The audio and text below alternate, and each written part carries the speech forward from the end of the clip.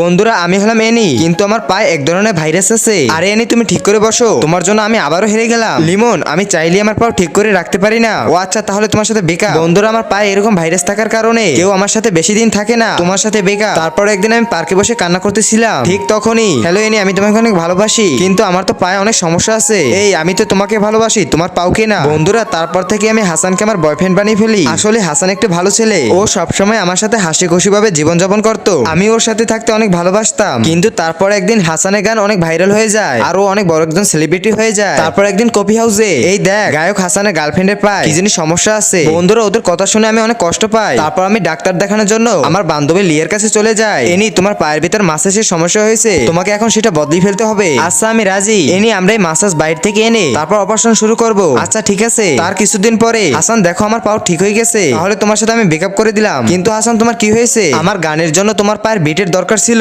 ও আচ্ছা, তাহলে তুমি এই জন্য আমাকে এতদিন ভালোবেসেছো?